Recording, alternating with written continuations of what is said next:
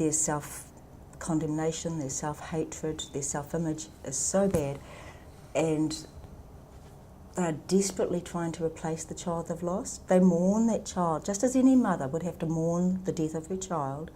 And the woman often, they may not be aware of the fact that they were a mother when they were pregnant, but once they have the termination and they are, I mean, the words they use often are haunted. They feel like they're haunted by the baby, and everywhere they go they can't escape. And so they get pregnant again. About 60% of them will get pregnant in about 18 months. And then once they're pregnant, they realise, I can't do it again. And it's one of the hardest things I've ever seen, is to try and encourage a young woman who's had a termination previously to actually carry her baby to term, because her natural instinct is, I have to run away from this, I can't cope with this, I have to get an end to this situation. And they go back into that the same place they were emotionally last time, into almost like a panic type mode.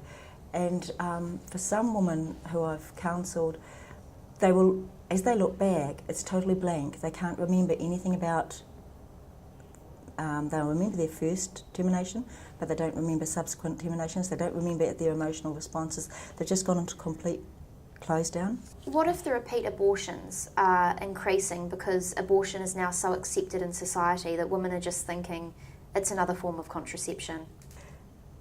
There is a school of thought that says repeat abortions are all about contraception, a form of contraception.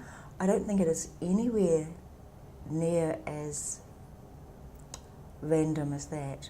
I think there are deep psychological needs that are driving these. There's deep pain that is driving that behaviour. And those women need so much love and nurturing and care.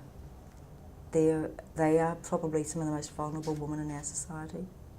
I've had friends who've had 5 or 6 before they actually carried a term, and who burst out crying every time they see children. How can you imagine that life? Everywhere you go there's children. To abort is hard, and to foster it out is hard. So I mean, there are no easy answers. And I mean, I've counselled girls as young as 11, 12 and 13. And what do you do with girls that age who are pregnant?